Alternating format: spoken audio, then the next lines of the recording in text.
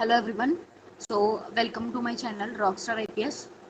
In this video, we are going to learn about or we are going to see the all information related to MCR exam. Okay. So इस video में हम MCR exam के notification या information bulletin को understand करने वाले हैं. ठीक है. सो information bulletin MCR CET. This is MCR CET exam. So see what it is. Introduction of this MCR CET, PG CET. So see what is the long form of MCR? Maharashtra Council of Agriculture Education and Research, that is MCR Pune, is a statutory body which has been constituted under section 12 of the Maharashtra Agriculture Universities Krishi Vidyapit Act 1983. So in exercise of the powers conferred upon MCR, wide provision in the proviso of subsection 3 of section 12 of the Act, common regulations for admissions to various degree programs in state agriculture universities have been formulated. So यहाँ पे MCR exam की जो background है या MCR exam और MCR जो statutory body है पुणे में लोकेटेड है ये, तो उसकी थोड़ा हिस्टोरिकल बैकग्राउंड दिया है यहाँ पे कि कौन से सेक्शन में वो आता है, कौन से एक्ट के अंडर वो आता है. So this is not important for us about exam. So see directions have been given by MCR by its resolution number 2375/2008 dated 27th March 2008 to conduct the common entrance test through the Maharashtra Agriculture Universities Examination Board Pune for admission to various postgraduate programs in the state agriculture universities in Maharashtra. So this is also not related to our exam. This is just information of MCR. So the eligibility for the admission and CET has been given in the subsequent section. मतलब इस exam के लिए जो कोई eligibility है या जो भी क्वालिफिकेशन हमें चाहिए वो नीचे के सेक्शन में दिया हुआ है. तो देखिए, answers will be given on the basis of merit formulated by considering weightage of 70% of the CET score and 30% of the CGPA of the student. तो यहाँ पे देखिए, अगर हमें PG MCR CET के थ्रू PG को अगर हमें एडमिशन लेना है तो उसमें एडमिशन लेते वक्त हमारा मेरिट किस पर डिपेंड होगा, तो 70% जो मार्क होंगे वो CET का स्कोर 70% आउट ऑफ CET का स्कोर यहाँ पे कंसिडर किया जाएगा. और जो हमारी यूनिवर्सिटी के एग्ज़ाम होती है 4th ईयर फाइनल, उसका जो CGPA होगा वो CGPA के 30% मार्क्स यहाँ पे कंसिडर किए जाएंगे. और ऐसे CET के 70% और CGPA के 30% मिलकर टोटल 100% मार्क्स पर आपका मेरिट लगेगा. सो other weightages if any and the reservations as per guidelines of the state government will also be considered. और दूसरे रिजर्वेशन वगैरह होंगे और दूसरे रिजर्वेशन होंगे या जो भी आपका स्पोर्ट्स सर्टिफिकेट होंगे या NSS होगा या NSS होगा, ठीक है, NCC होगा, तो उसकी सर्टिफिकेट भी इसमें कंसिडर किए जाएंगे मेरिट के लिए. So the details regarding these are to be seen in the admission prospect 2021 to 22. ठीक है. तो एडमिशन प्रोस्पेक्ट में एडमिशन के रिलेटेड जो डिटेल्स होंगे वो एडमिशन प्रोस्पेक्ट में होंगे. तो हम यहाँ पे एग्जाम रिलेटेड डिटेल्स देख रहे हैं. So to be published by the MCR. So the minimum cut off for open category will be 55%. तो ओपन कैटेगरी के लिए जो मिनिमम कम से कम जो कट ऑफ होगा वो 55% का होगा. For reservation category 50% of the total merit for PG admission. और रिजर्व कैटेगरी के लिए एटलीस्ट 50% क्या होगा तो मेरिट होगा. So post graduation courses, the post graduate courses along with eligibility available in the SAUs state agriculture universities are as given in the table below. So for information regarding availability of the courses, number of seats at a particular PG center or university, please refer to the admission prospect published by the MCR. तो other ये जो information है related to admission, मतलब किस university में और जो कौन सा सब्जेक्ट होगा, कौन सा स्पेसिफिकेशन होगा, तो आपका एडमिशन प्रोसेस में मिलेगा. यहाँ पे सिर्फ हम क्या देख रहे हैं कि हम कौन से ब्रांच है हमारी और हम कौन सी CET देने वाले हैं. तो उस CET से हमें जो एडमिशन मिलने वाला है MSc के लिए और PG के लिए, उसकी ड्यूरेशन कितनी होगी, क्रेडिट कितने होंगे और एलिजिबिलिटी क्या होगी उस कोर्स के लिए. तो सिंपली देखिए, हम यहाँ पे बात कर रहे हैं BSc honours agriculture. BSc honours agriculture के बाद हम अगर CET देने वाले हैं, suppose I am attempting the CET exam for the MSc agriculture. So see MSc agriculture में अगर बात करेंगे तो MSc एग्रीकल्चर की ड्यूरेशन होगी 2 years, यानी कि 4 सेमेस्टर्स. और इसके क्रेडिट कितने होंगे 2 ईयर्स में, तो 50 क्रेडिट्स यहाँ पे अवेलेबल होंगे। मगर यहाँ पे एलिजिबिलिटी क्या है, तो अगर मुझे एमएससी एग्रीकल्चर के लिए अगर एडमिशन लेना है तो मेरे पास कौन सी डिग्री चाहिए, बीएससी एग्रीकल्चर और बीएससी हॉर्टिकल्चर और बीएससी फॉरेस्ट्री और बीएससी एग्री बायोटेक्नोलॉजी एबीटी और बीबीएम और एग्रीकल्चर और BSc ABM and passing CET for MSc agri. तो ये सब एलिजिबिलिटी होने के बाद ही हम सीईटी दे सकते हैं या एमएससी एग्री के लिए पीजी के लिए हम एडमिशन ले सकते हैं।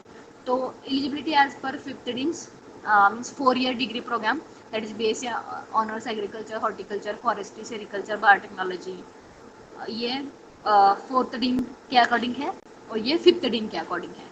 ठीक है, तो अगर आप कौन से भी सीईटी दे रहे हो, एमएससी एग्रीकल्चर के लिए हो, हॉर्टिकल्चर के लिए हो, फॉरेस्ट्री के लिए हो, कम्युनिटी साइंस के लिए हो, agri biotechnology and so on, तो आपको क्या करना है, यहाँ पे जो एलिजिबिलिटी क्राइटेरिया है फोर्थ डीन और fifth dean syllabus fifth dean के अकॉर्डिंग, तो आपको एलिजिबिलिटी चेक करनी है।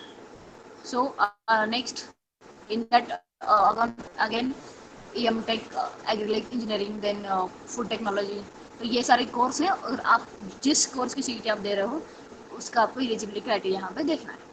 So deficiency course up to 10 to 12 credits will be compulsory to other discipline graduates as decided by SAE. Then for MSc Food Science and Technology, BTech Food Science or Technology students are also eligible. Then for MSc Agri Metrology, BTech Agri Engineering students are also eligible. Then for MSc Agriculture Agri Extension Education, BSc Honors Community Science students or Home Science students are also eligible. Then for MSc Agri Animal Husbandry, BSc Animal Husbandry students are also eligible. ठीक है, so next हम देख रहे हैं eligibility for PGCET. Then only the students possessing the required qualifying degree as per the eligibility as laid down in the table under point number 2, or those students who have appeared for the final degree examination for academic year 2021 to 22 are eligible to apply for CET 21. मतलब यहाँ पे eligibility क्या बताई जा रही है कि ऊपर का जो टेबल था उसमें हमने एलिजिबिलिटी क्राइटेरिया देखा है। अगर आपको एमएससी एग्रीकल्चर देनी हो तो एमएससी एग्रीकल्चर के लिए आपको क्वालिफिकेशन क्या चाहिए, या फिर एमएससी कम्युनिटी साइंस हो, जो कोई भी हो, तो आपको उस टेबल में आपका एलिजिबिलिटी क्राइटेरिया देखना है और उसके बाद ही आप क्या कर सकते हो, तो इस एग्ज़ाम दे सकते हो आप।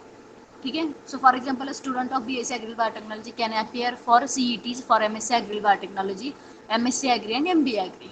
However, he or she will have to submit only one application form.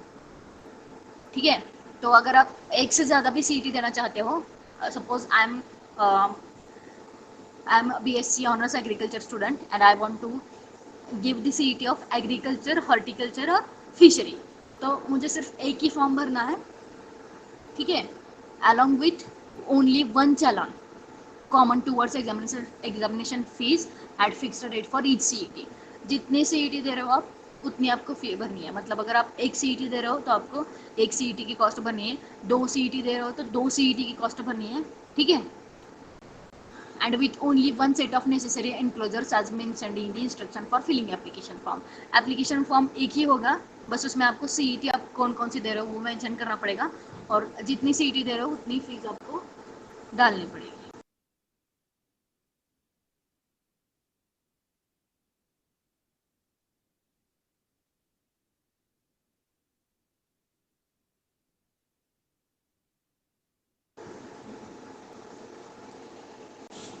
In such cases, the student will have to indicate other or additional options of subject streams as per eligibility in which CET is to be given. उस application form में आपको indicate करना है कि आप कौन सी CET दे रहे हो. अगर आप एग्रीकल्चर सिर्फ दे रहे हो तो एग्रीकल्चर के सामने आपको टिक करना है. अगर आप हॉर्टिकल्चर आल्सो दे रहे हो तो आपको दोनों के सामने टिक करना है. ठीक है, so the students studying in second or third year of degree programme are not eligible to appear for CET. Such students will not be allowed to appear for the examination. अगर आप सेकंड और थर्ड ईयर में हो और आपने पीजीसीईटी के लिए apply किया है, मतलब पीजीसीईटी के लिए आप अप्लाई करते हो, तो आप एलिजिबल नहीं हो, क्योंकि आपको पता है कि पीजीसीईटी के बाद हमें जो एडमिशन मिलने वाला है उसके लिए हमें डिग्री कंप्लीट होना ज़रूरी है. ठीक है, so students in fourth year और passed out students are eligible for the exam.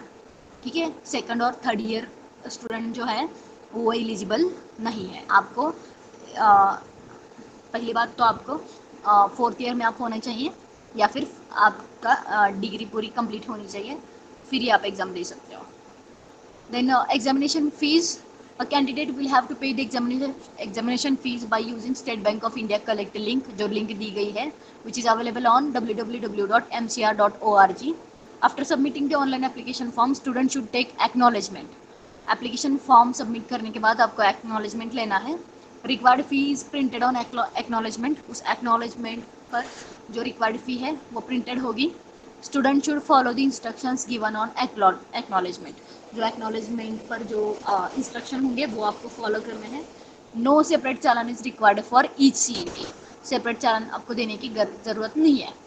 Student wishes to appear for more than 1 CET, अगर स्टूडेंट एक CET से ज़्यादा CET देना चाहता है तो acknowledgement indicates the exam fees that will be in multiple of number of CETs the student has applied for.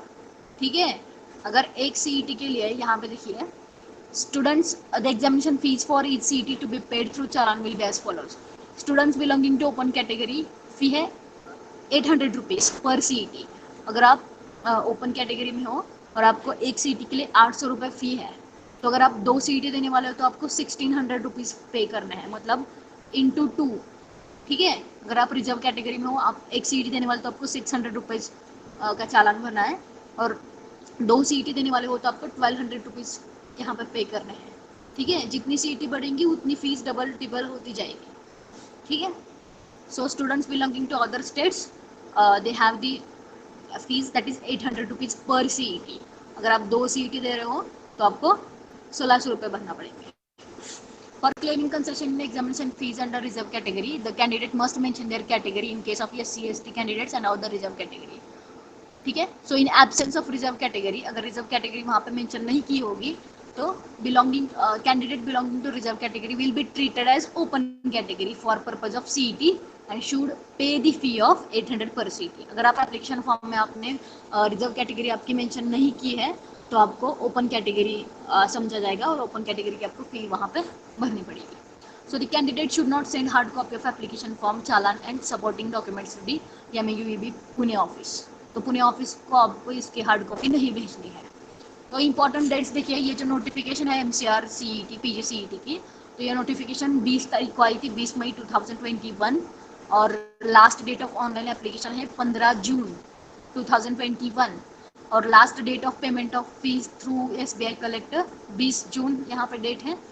Date of display of eligible candidate list 23 जून को एलिजिबल कैंडिडेट लिस्ट डिस्प्ले होगी, और जो कोई ग्रीवेंसेस होंगे students के वो 24 जून से 30 जून तक आपको सबमिट करने हैं, और फाइनल एलिजिबिलिटी लिस्ट जो होगी वो 2 जुलाई को डिस्प्ले होगी, और जो CET के लिए जो एडमिट कार्ड आएंगे वो 20 जुलाई को आएंगे। ठीक है, तो ये इंपॉर्टेंट डेट्स आपको ध्यान में रखने चाहिए। To be issued to the those candidates whose applications have been accepted online. ठीक है, तो जिन्होंने ऑनलाइन एप्लीकेशन फॉर्म सबमिट किया है उन्हें ही सिर्फ उनके ही एडमिट कार्ड से डिस्प्ले होंगे। So the candidate should click on online admit card link to download admit card. अगर आपको एडमिट कार्ड डाउनलोड करना है तो आपको ऑनलाइन एडमिट कार्ड लिंक पर क्लिक करना है। ठीक है, तो यहाँ पे एग्जामिनेशन डेट दिए गए हैं। अगर आप एग्रीकल्चर की CET दे रहे हो तो आपको 8 अगस्त 2021 को सुबह 10 से 10 बजे आपकी CET होगी। ABM के लिए, एग्री बिजनेस मैनेजमेंट के लिए 3 बजे होगी। देन अदर हॉर्टिकल्चर होगी तो अकॉर्डिंग क्लियर टाइम होगा। So the date of examination में चेंज ड्यू टू कोविड-19 पैंडेमिक। अभी जो ये कोविड-19 पैंडेमिक चल रहा है तो इसकी वजह से ये जो डेट है दैट इज 8 अगस्त, 9 अगस्त, 10 अगस्त, तो ये डेट क्या हो सकते हैं, तो चेंज हो सकते हैं। अगर चेंज होंगे तो आपको नोटिफिकेशन आएगा वेबसाइट पे, ऑफिशियल वेबसाइट पे। अगर चेंज नहीं होंगे तो यही टाइम टेबल रहेगा। तो डिक्लेरेशन ऑफ रिजल्ट यहाँ पे दिया गया है, तो 30 अगस्त मतलब 30 अगस्त 2021 को रिजल्ट डिक्लेयर होगा। अगर यही टाइम टेबल रहा तो, अगर कोविड-19 पैंडेमिक की वजह से अगर टाइम चेंज होता है, एग्जाम डेट चेंज होती हैं, तो रिजल्ट की जो डिक्लेरेशन है वो भी डेट भी चेंज हो जाएगी। ठीक है, so the eligibility for admissions to first year professional post graduate courses in agriculture universities. तो एलिजिबिलिटी क्या है, all the candidates who have passed their graduation or in the final year of their degree program or its equivalent examination and having Indian nationality are eligible for appearing for PGCET 2021. ठीक है, तो वही candidate जिन्होंने अपना graduation pass किया है या फिर वो फाइनल ईयर ऑफ उनके डिग्री प्रोग्राम में हैं, वही कैंडिडेट सिर्फ इस PGCET के लिए अप्लाई कर सकते हैं. There is no age limit for admission and appearing for PGCET 2021. तो PGCET 2021 के लिए अपेयर होने के लिए आपको कोई भी एज लिमिट यहाँ पे दी गई नहीं है. So the candidates having domicile of Maharashtra state, Maharashtra से अगर डोमिसाइल आपके पास होगा या कॉलेज लिविंग सर्टिफिकेट होगा जिस पर आपकी place of birth from Maharashtra issued होगी या मेंशन होगी, तो वो आपके साथ चाहिए. ठीक है, issued by competent authority from Maharashtra state are eligible as यम कोटा कैंडिडेचर. यम कोटा कैंडिडेचर के लिए आपके पास डोमिसाइल ऑफ महाराष्ट्र स्टेट होना चाहिए या फिर कॉलेज लिविंग सर्टिफिकेट होना चाहिए जिसमें आपकी डेट ऑफ बर्थ मेंशन की गई हो. So candidates declared eligible for registration and choice filling for counseling by MAUEB will only be considered for allocation of the subject. वो कैंडिडेट जिन्हें रजिस्ट्रेशन के लिए जो एलिजिबल है या फिर चॉइस फिलिंग के लिए जो एलिजिबल है काउंसलिंग में, वही कैंडिडेट एलोकेशन ऑफ सब्जेक्ट के लिए कंसिडर किए जाएंगे. So there is no provision of direct nomination for admission through any university in any master degree program without qualifying PGCET 2021. अगर आप PGCET 2021 अगर आप क्वालिफाई नहीं करते हैं तो आपको डायरेक्ट नॉमिनेशन आपका नहीं किया जाएगा. आपको एडमिशन के लिए MSc में एडमिशन के लिए आपको PGCET क्वालिफाई करना ज़रूरी है. The student having passed the qualifying degree exam for ICAR recognized institution from SAU of other state will be eligible for admission to master's degree through PGCET 2021. Then candidates passed out from private agriculture universities or deemed universities not accredited by ICAR, even though affiliated to public funded or government institutions, are not eligible for the admission through this examination. Then only those candidates from private colleges affiliated to SAUs within Maharashtra are eligible to appear in examination who have completed their degree in program graded by Maharashtra State Agriculture Universities. ठीक है. So instruction for in-service candidates. So CET is compulsory for in-service candidates and minimum cutoff as well as eligibility will same as that of other candidate. Other candidate का जो cutoff होगा वही cutoff in-service candidate के लिए होगा, वही eligibility in-service candidate के लिए भी होगा. So the in-service candidate must be working in ICAR institute, ICAR deemed state agriculture universities, central agriculture universities, okay, central universities, KVK having faculty of agriculture, central government or state government departments dealing in agriculture and allied sectors and public sector undertaking dealing with agriculture and allied sectors. So the in-service candidates qualifying for admission will arrange for study leave or leave of the kind due from their respective organization themselves, and yes, state agriculture universities will not intervene in this regard. तो आपके लिए आपको study leave दिया जाएगा in service candidates के लिए. तो the scheme of examination, most important point, the examination will be conducted for 200 marks. 200 marks के लिए CET कंडक्ट की जाएगी. The question booklet will contain 200 questions of objective nature along with answers in the form of 4 alternatives. तो MCQ multiple choice question होंगे यहाँ पे. 200 mark होंगे यहाँ पे और 200 क्वेश्चन होंगे, मतलब एक क्वेश्चन के लिए 1 मार्क होगा. There will not be any choice or option for questions, that is all questions how to be answered. अगर हमें 200 क्वेश्चन जो होंगे उसमें क्या हमें 200 के 200 क्वेश्चन हमें यहाँ पे सॉल्व करने हैं. ठीक है, तो 200 मार्क की CET होगी और 200 क्वेश्चन होंगे और 200 क्वेश्चन हमें सॉल्व करने हैं. वहाँ पे कोई ऑप्शन नहीं है कि आपको 200 से इतने सॉल्व करने हैं, वैसा कोई ऑप्शन वहाँ पे नहीं है. The candidate has to be mark the correct answer by blackening the corresponding circle. हमें जो OMR शीट दी गई होगी उस पर हमें सर्कल ब्लैक करना है सिर्फ बॉल पॉइंट पेन से, black ink ballpoint pen से. ठीक है, by blackening corresponding circle against the serial number of question in the OMR sheet with black ink ballpoint pen only. सिर्फ black ink ballpoint pen ही हमें use करना है, दूसरा कोई भी पेन यहाँ पे नहीं चलेगा. Out of 4 circles provided for selection of an answer against a question, the candidate should fill up only 1 circle completely. सिर्फ हमें वहाँ पे जो हमारा आंसर है वही आंसर का हमें वो सर्कल वहाँ पे ब्लैक करना है. Changing an answer is not allowed. Answer change करना अलाउड नहीं है. अगर आप आंसर चेंज करते हो तो वो क्वेश्चन रॉन्ग समझा जाएगा. So the candidate must fully satisfy himself about the accuracy of answer before darkening the appropriate circle. And the answer once marked is final. अगर आप एक बार आंसर मार्क करते हो तो वही फाइनल होगा. Any change in the option once marked or done by any method will amount to an invalid or incorrect response. So each each correct answer will be given 1 mark. हर एक correct answer के लिए 1 mark दिया जाएगा. There shall be no negative marking for wrong answers. तो इस exam में negative marking नहीं है. So scratching, overwriting, tick mark and multiple answers will be considered as wrong answers and no marks will be allotted to them. So verification of marks obtained is permitted on applying for the same in writing within 7 days from the date of declaration of result along with DD for 1000 rupees drawn in the name of controller MAUEB Pune payable at Pune. अगर आपको result लगने के बाद आपको अगर आपके mark verify करने हैं तो उस वेरिफिकेशन के लिए आपको रिजल्ट लगने के बाद 7 दिनों के अंदर आपको अप्लाई करना है और वहाँ पे आपको 1000 का DD आपको क्या करना है, ड्रॉ करना है वहाँ पे. किसके नेम पे? Name of controller MAUEB Pune.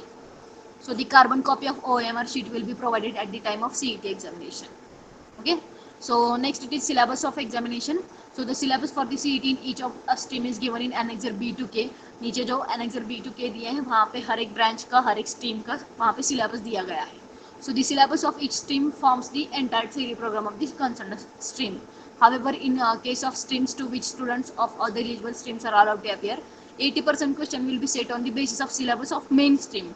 Main stream के बेसिस पर 80% सिलेबस दिया गया है और 20% जो सिलेबस है वो अदर एलिजिबल स्ट्रीम से दिया गया है. So the weightage of the eligible streams have been given in the syllabus of the concerned stream. Then what about the examination centers? Okay, the examination center for conduct of CET are given in table below and the candidate may choose any one center convenient to him or her. सिर्फ एक ही centre हमें choose करना है जो हमें convenient होगा. However, the right of the allotment of center is reserved by board. Okay मतलब आपको सेंटर कौन सा देना है वो बोर्ड डिसाइड करेगा. So request for change of exam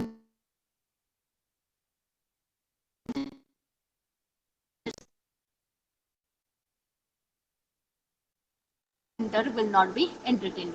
अगर आपको एक बार बोर्ड के द्वारा अगर आपको एग्जामिनेशन सेंटर दिया गया है तो किसी भी हालत में वो सेंटर चेंज नहीं होगा.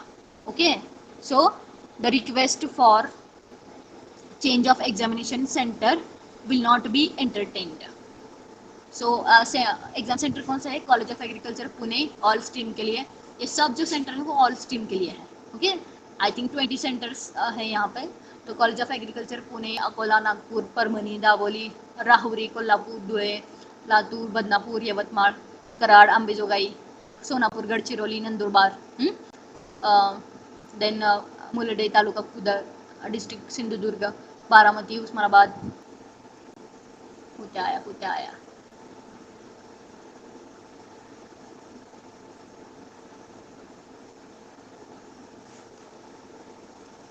So next point, conduct and discipline. Failure of candidate in making full and correct statements in application form and or suppression of any information would lead to disqualification of the candidate. तो candidate को क्या करना है? Application form में जो कोई भी information पूछी गई है वो पूरी इंफॉर्मेशन आपको भरनी है. Such candidate will be debarred from the examination or entire selection process. अगर आप पूरी इंफॉर्मेशन सही है उसमें नहीं भरते हो, अगर आपके एप्लीकेशन फॉर्म में कुछ गलतियाँ निकलती हैं तो वो आपको एग्जाम में से डिस्क्वालीफाई कर सकते हैं. The candidate has to be scrupulously follow the instructions given by the supervisor or invigilators at all stages of examination. जो सुपरवाइजर्स होंगे आपको उनके पूरे इंस्ट्रक्शन फॉलो करने हैं. Violation of such instruction will lead to cancellation of candidature. अगर आप violet करते हो उनके ऑर्डर्स, उनकी इंस्ट्रक्शन आप वायोलेट करते हो तो आपका जो कैंडिडेचर है वो कैंसिल किया जाएगा. So calculators, books, notebooks, written notes, pagers, mobile phones and any other electronic gadget is not allowed inside the examination hall. तो इसमें की कोई भी चीज़ आपको examination hall में नहीं लेके जानी है. So candidate found possessing such material whether in use or otherwise will be deemed to have been using unfair means and would be liable to disciplinary action. अगर आप ऐसे कुछ करते हो तो आप डिस्क्वालीफाई किए जाओगे और liable disciplinary action वहाँ पे ली जाएगी. So adopting unfair means or engaging in malpractice in the examination shall render a candidate liable for punishment under Maharashtra Prevention of Malpractices Act, Universities Board and other specified examination act 1982 and disqualified him or her. Any issue not dealt with herein above will be dealt with when arising fully and finally by the competent authority. So student should produce his identity proof at the time of examination issued by any government authority like Aadhaar card, election card, PAN card, driving license, college ID, etc. आप exam में जाने exam में अगर आप exam centre में आप inter करते वक्त आपको आपका कोई आधार कार्ड, इलेक्शन कार्ड या पैन कार्ड, इसमें से कोई भी एक प्रूफ आपको वहाँ पे प्रेजेंट करना है अथॉरिटी को, ठीक है। अगर आपके पास इसमें से कोई भी एक होगा प्रूफ आपकी आइडेंटिटी का, तो ये आपको एग्जाम के लिए देखने दिया जाएगा। Then instructions for filling and submitting the online application form. तो ऑनलाइन एप्लीकेशन फॉर्म के लिए जो इंस्ट्रक्शन है वो यहाँ पे दिए गए हैं। So before filling online application form, download information bulletin of PGCET 2021। Information bulletin, ये जो हम इन्फॉर्मेशन बुलेटिन पूरी जो स्टडी कर रहे हैं, ये इन्फॉर्मेशन बुलेटिन आपको डाउनलोड करनी है और पूरी केयरफुली आपको वो रीड करनी है and read the same carefully. The applicants must possess the required criteria and education qualification as mentioned in information bulletin of PGCET 2021. इस बुलेटिन में हमने जो कोई एलिजिबिलिटी क्राइटेरिया देखा है वो आपका कंप्लीट होना चाहिए, ठीक है। So applicant should have valid email ID and mobile number. तो एप्लीकेंट के पास वैलिड ईमेल आईडी और मोबाइल नंबर होना चाहिए, ठीक है। Fill the online application form carefully and upload scanned photograph and signature, okay. तो जो आप फोटोग्राफ अपलोड करने वाले हो उसकी साइज 35 KB के ऊपर नहीं होनी चाहिए, 35 KB के ऊपर नहीं होनी चाहिए। और जो सिग्नेचर आप अपलोड करने वाले हो उसकी जो साइज है वो 30 KB के ऊपर नहीं होनी चाहिए, ठीक है। So there is a provision to make changes in online application form before clicking on submit button. Submit button पे क्लिक करने के पहले आप कोई भी चेंजेस कर सकते हो एप्लीकेशन फॉर्म में। एक बार आपने सबमिट बटन पर क्लिक किया, बाद में आप कोई भी चेंजेस नहीं कर सकते। इसलिए जब आप एप्लीकेशन फॉर्म भरते हो तो एप्लीकेशन फॉर्म भरते वक्त पूरी केयरफुली आपको भरना है और सबमिट करने के पहले आपको 2 से 3 बार चेक करना है कि कुछ गलती तो नहीं हुई है। अगर आप एक बार सबमिट बटन पर क्लिक करते हो तो बाद में आप कोई भी चेंजेस नहीं कर सकते हो एप्लीकेशन फॉर्म में। So candidate should verify the correctness of entries made in online application form. So there is no provision to make changes in online application form once submit button is clicked. So please note that if the candidates commit any mistake in filling the online application form, अगर application form में candidate से कोई गलती हुई है, it cannot be corrected by office. Office उसको correct नहीं करेगा, इसलिए आपको submit करने के पहले आपको जो भी गलती हुई है वो आपको check करनी है। So the board will have no responsibility of any kind for such forms. Okay, तो वो बोर्ड की रिस्पॉन्सिबिलिटी नहीं होगी वहाँ पे गलती हुई है या क्या हुआ है। So after submitting online application form, candidate should take print out of acknowledgement. वो जो एक्नॉलेजमेंट है फॉर्म सबमिट करने के बाद आपको उसकी प्रिंट आउट निकालनी है आपको फर्दर यूज के लिए, ठीक है। So keep a photo copy of the print out of online application for future correspondence if any. अगर फ्यूचर में आपको ज़रूरत पड़ती है तो उसके लिए आपके पास वो जो ऑनलाइन एप्लीकेशन फॉर्म है उसकी प्रिंट आउट होनी चाहिए। So please remember the password given by you. It is important for further login. तो स्टूडेंट्स क्या करते हैं, ऑनलाइन एप्लीकेशन फॉर्म भरते हैं किसी कैफ़े से, नेट कैफ़े से, बट वो फॉर्म जो है वो नेट कैफ़े द्वारा भरा हुआ होता है, इसलिए उन्हें पासवर्ड नहीं पता होता, लॉगिन इन्फॉर्मेशन नहीं पता होती। और बाद में जब एडमिट कार्ड आता है या फिर रिजल्ट आता है तो आपका क्या होता है, तो कन्फ्यूजन होता है वहाँ पे कि आपका लॉगिन ID क्या है, पासवर्ड क्या है। सो जब भी आप फॉर्म भरते हो तो आपको आपका लॉगिन आईडी होगा या पासवर्ड होगा, आपको वो ध्यान में रखना है थ्रू आउट ऑल, जब तक आपका एडमिशन नहीं होता। So the payment of examination fees can be done in online 24 hours after filling the online application form. तो अगर आप ऑनलाइन एप्लीकेशन फॉर्म भरने के बाद आपको 24 घंटे के बाद तक आप वो उसकी एग्जामिनेशन फ़ी भर सकते हो, ठीक है। If possible online application form भरने के कंप्लीट करने के बाद ही आपको, अगर आपने फ़ीस पे की हो तो अच्छा है वो। So required fees printed on acknowledgement, जो एक्नॉलेजमेंट होगा उस पर फी प्रिंट हो जाएगी। For online payment facility link is available on www.mcr.org।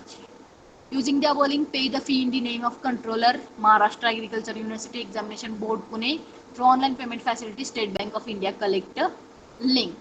The examination fee remitted to any other account will not be considered in any case. आपको सही से payment करनी है वहाँ पे। अगर गलती से भी आपकी पेमेंट अगर किसी दूसरे अकाउंट पर होती है तो वो पेमेंट कंसिडर नहीं आएगी, Okay, so the payment can be done through various options such that state bank, ATM cum debit card or some SBI branches, cash or transfer, other banks debit card and credit card, NEFT or RTGS or GRPT through branch or internet banking of other banks, online GRPT through INB, ATM card of our associate banks or mobile banking of self-service kiosk. In case payment is made by digital wallets or UPI payment apps like GPay, MobiKwik, Beam, etc., kindly confirm your payment status by using SBI collect payment history facility. Okay, तो आप अगर online payment करते हो तो उस payment का आपके पास screenshot होना चाहिए for further use. In case of failed payment the entire responsibility will be lie on applicant. अगर आपकी पेमेंट में कुछ पेमेंट आपकी फेल होती है, कुछ भी होता है, तो पूरी रिस्पॉन्सिबिलिटी एप्लीकेंट की होगी. बोर्ड ऑफिस उस पर कोई इंटरफेयर नहीं कर सकता या बोर्ड ऑफिस उस पर कोई रिस्पॉन्सिबिलिटी नहीं ले सकता. So the candidate will not have any right to claim the refund of examination fees. तो examination fees वो refund नहीं होंगी एक बार भरने के बाद.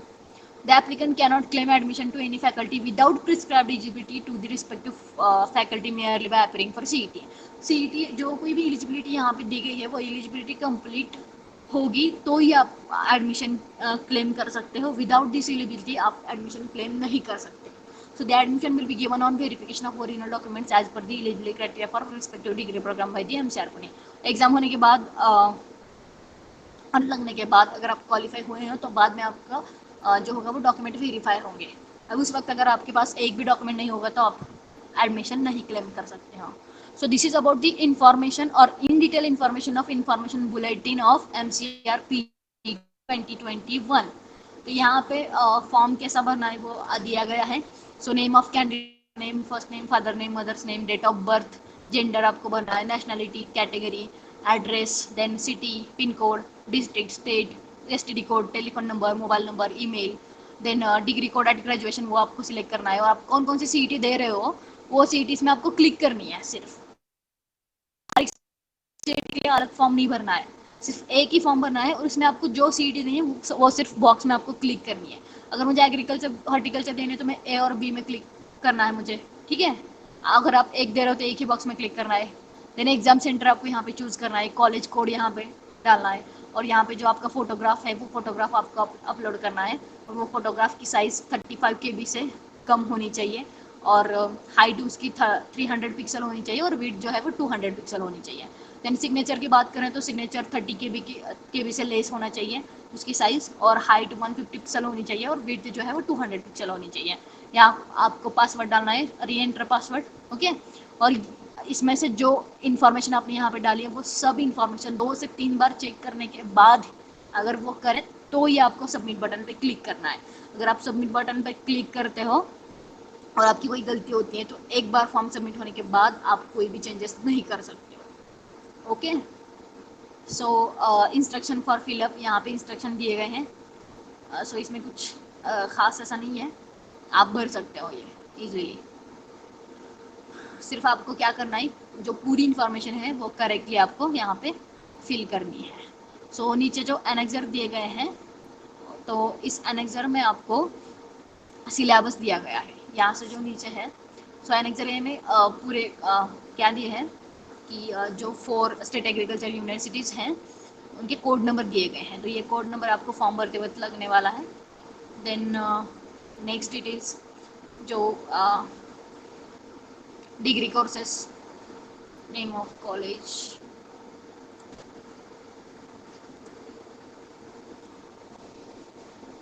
ये सब जो कॉलेज हैं हॉर्टिकल्चर से रिलेटेड या फिर फॉरेस्ट्री, कम्युनिटी साइंस, सब जो कोई कॉलेज है उनके आपको यहाँ पे कोड दिए गए हैं जो कि आपको एप्लीकेशन फॉर्म में पूछा गया है.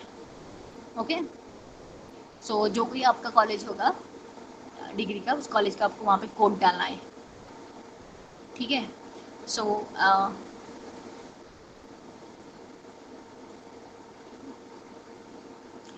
यहाँ पे दिया गया है डिग्री प्रोग्राम वाइज वेटेज दिया गया है. ठीक है, एग्रीकल्चर होगा तो वेटेज सबका दिया गया है. अगर अलग अलग ब्रांचेस हैं यहाँ पे डिग्री प्रोग्राम और उसके आपको यहाँ पे वेटेज दिए गए हैं. Otherwise according to faculty weightage ये आप देख सकते हो यहाँ पे. और जो लास्ट है वो आपको यहाँ पे सिलेबस दिया गया है. ओके, सो यहाँ पे सेक्शन है दो सेक्शन दिए गए हैं, अलग अलग सेक्शन दिए गए हैं, दैट इज फॉर 80% एंड 20%। तो यहाँ पे आपको ये जो नाम है, ये स्ट्रीम का नाम यहाँ पे दिया गया है और इस स्ट्रीम के अकॉर्डिंगली आपको सिलेबस दिया गया है। तो यहाँ पे अगर स्ट्रीम एग्रीकल्चर होगी तो एग्रीकल्चर में section first syllabus for CET in agriculture stream for 80%। यहाँ पे आपको अलग अलग कोर्सेस, ये सिलेबस पूरा दिया गया है एग्रीकल्चर स्ट्रीम के लिए। ओके, सो ये सिलेबस जो है ये सेक्शन ए 80% के लिए था, और इसी एग्रीकल्चर में ही सेक्शन बी, ठीक है, एग्रीकल्चर में ही 3% वेटेज बीएससी हॉर्टिकल्चर में भी डाला है, ठीक है। So section C of agriculture stream that is BSc forestry for 3% weightage, मतलब एग्रीकल्चर स्ट्रीम की जो सीईटी होगी उसमें बीएससी फॉरेस्ट्री का 3% वेटेज रहेगा। Okay, so section D of agriculture stream in that BSc agri biotechnology का वेटेज रहेगा 3%, मतलब ये एक ही सीईटी का सिलेबस है। सेक्शन ई बीएससी एबीएम का यहाँ जो सिलेबस दिया है वो 3% वेटेज रहेगा एग्रीकल्चर स्ट्रीम में। Section F of agriculture stream BTech agri engineering 3.5% weightage रहेगा, ठीक है। Section G of agriculture stream that is BTech food science for 3% weightage. ये बस एग्रीकल्चर स्ट्रीम चल रहा है यहाँ पे। Section H of agriculture stream that is community science 1.5% weightage. Okay, so ये जो पूरा सिलेबस आपने देखा वो सिर्फ एग्रीकल्चर स्ट्रीम सीईटी का था। अगर आप हॉर्टिकल्चर को बिलोंग करते हो, हॉर्टिकल्चर को, तो यहाँ पे हॉर्टिकल्चर का सिलेबस नीचे शुरू होता है। अगर आप दूसरी फिशरी को बिलोंग करते हो तो फिशरी का सिलेबस आगे दिया गया है। ओके, तो जो कहीं नीचे पूरा सिलेबस दिया गया है वो अकॉर्डिंगली, वो जो कि आपका डिग्री प्रोग्राम होगा उसके अकॉर्डिंगली, जो कि आपकी स्ट्रीम होगी पीजीसीएटी की उसके अकॉर्डिंगली यहाँ पे सिलेबस दिया गया है। तो इस वीडियो में हमने देखा कि what about MCR PGCT 2021 and 22। Okay, तो ये जो इन्फॉर्मेशन बुलेटिन था वो पीजीसीटी एमसीआर 2021 का था। तो ये जो एग्ज़ाम है वो अकॉर्डिंगली, इस नोटिफिकेशन के अकॉर्डिंगली 8 अगस्त को होने वाली है, और अगर कोविड-19 पैंडमिक की वजह से इस एग्ज़ाम डेट भी क्या हो सकते हैं, तो चेंज हो सकते हैं। Okay, so I hope all of you have understand about the what about the MCR, what about MCR, then what is MCR PGCET, what is the scheme of MCR PGCET, and all information mentioned in the bulletin. If any doubt you can comment, and if you are new to my channel you can subscribe my channel for new updates of agriculture and press the bell icon.